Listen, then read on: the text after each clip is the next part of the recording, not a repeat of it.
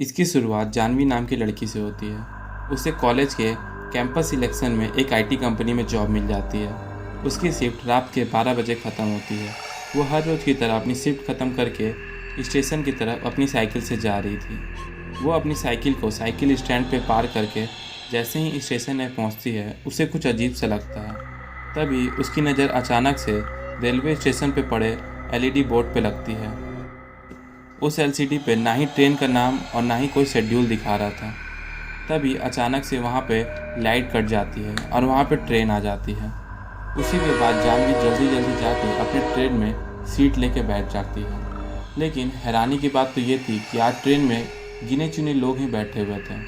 उसी के बाद जानवी अपना हेडफोन लगा के गाने सुनने लग जाती है। गाने सुनते सुनते उसकी नींद कब लग जाती है उसे भी पता नहीं चलता।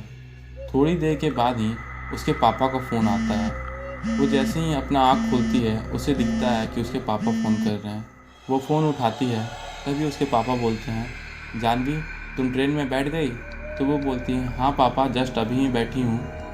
तो उसके पापा पूछते हैं कि तुम कौन से प्लेटफॉर्म में पहुँची? जैसे ही वो अपनी आंखें खोलती है वो बहुत ज़्यादा डर जाती है, क्योंकि उसके अगल बगल कोई भी नहीं बैठा हुआ था और वो ट्रेन में ना ही कोई अनाउंसमेंट हो रही थी और ना ही एलसीडी पे कुछ दिखाई दे रहा था, जिसके बाद वो और ज़्यादा डर जाती है। तभी वो अपनी सारी बात अपने पापा को बताती है। उसके पापा उससे पूछते हैं, बेटा तुम ठीक तो हो ना?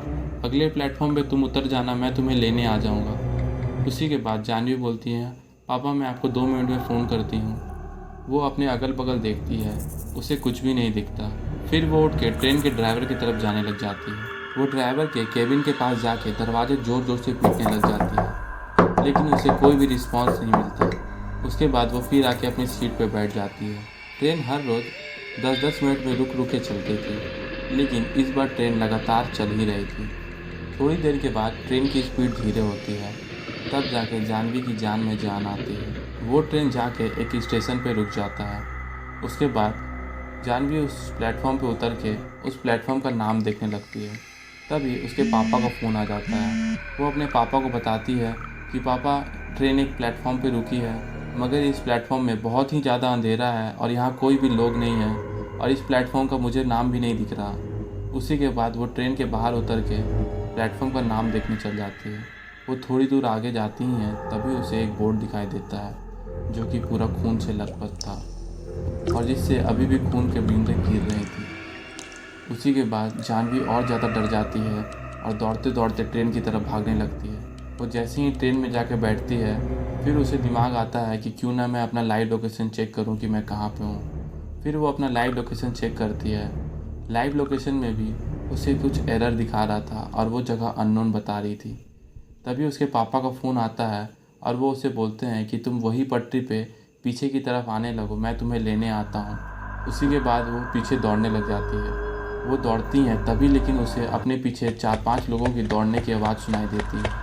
लेकिन वो जैसे ही पीछे मुड़ती है वहाँ कोई भी नहीं होता। वो थोड़ी दूर दौड़ती है, तभी उसकी नज़र पड़ती है आगे पोल पे, जहाँ पे एक औरत उल्टा लटकी हुई थी, जिसके बालें हवा में लहरा रही थी और उसकी आंखें खून से लटपट थी और वो उसे देख के हंस रही थी। फिर जानवी उसे देख के और ज़्यादा डर जाती है और वो जैसे ही पीछे मुड़ती है उसे वो औरत अपने सामने दिखाई देती है, जिसके बाद वो डर के वहीं काँपने लग जाती है। वो जैसे ही पीछे मुड़ के दौड़ने लगती है, वहीं से एक आदमी पटरी पे दौड़ते दौड़ते उसके पास आ रहा होता है। उसकी एक हाथ कटी हुई थी और वो बहुत तेज़ी से जानवी की ओर आ रहा था।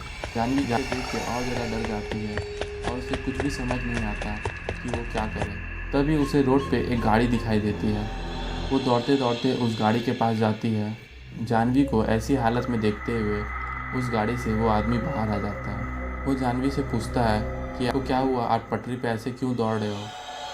उससे पहले जानवी उसे कुछ बताती, वो आदमी उसे अंदर बैठने के लिए बोलता है। जानवी उसे अंदर बैठ के अपनी सारी बातें बताने ही लगती है, लेकिन जानवी जैसे ही उस ड्राइवर को देखती है वो वही भूत था जो कि पटरी में उसका पीछा कर रहा था। उसके बाद जानवी कार से बहुत तेज़ी से निकल के दौड़ते दौड़ते ट्रेन की तरफ भागने लगती है। वो ट्रेन की तरफ पहुंच जाती है, ट्रेन की सीट के नीचे जाके बैठ जाती है, लेकिन इतने डर के कारण वो वहीं पे बेहोश होकर गिर जाती है। फिर आधे घंटे के बाद उसकी नींद खुलती है और वो अपने आप को रेलवे हॉस्पिटल में पाती है। तभी उसे नर्स बताती है कि तुम अपनी सीट पे बेहोश होकर गिर गई थी। उसी के बाद वो बोलती है कि मुझे अपने पापा को बुलाना है। तभी वो अपना फ़ोन निकाल के अपने पापा को फ़ोन करने लग जाती है और सारी बात बताती है। उसके पापा तुरंत वहाँ आ जाते हैं। फिर उसके पापा बताते हैं कि तुमने एक भी फ़ोन मुझे नहीं किया है, अब मैंने तुम्हें इतने सारे फ़ोन किए और तुमने मुझे एक भी फ़ोन नहीं उठाया। जिसके बाद वो और ज़्यादा हैरान हो जाती है और अपनी फ़ोन की कॉल हिस्ट्री देखने लग जाती है। उसने इतने सारे फ़ोन किए थे, लेकिन उसने देखा कि उसके पापा से एक बार भी बातें नहीं हुई। तब वो सोचने लग जाती है कि इतनी देर से वो किससे बात कर रही थी। वो सोचती है कि उसका कोई वहम होगा, वो ज़्यादा थक गई होगी। लेकिन तभी वो अपनी गाड़ी के कांच में जैसे ही देखती है, उसे वो आदमी उसका पीछा करते हुए दिखाई देता है।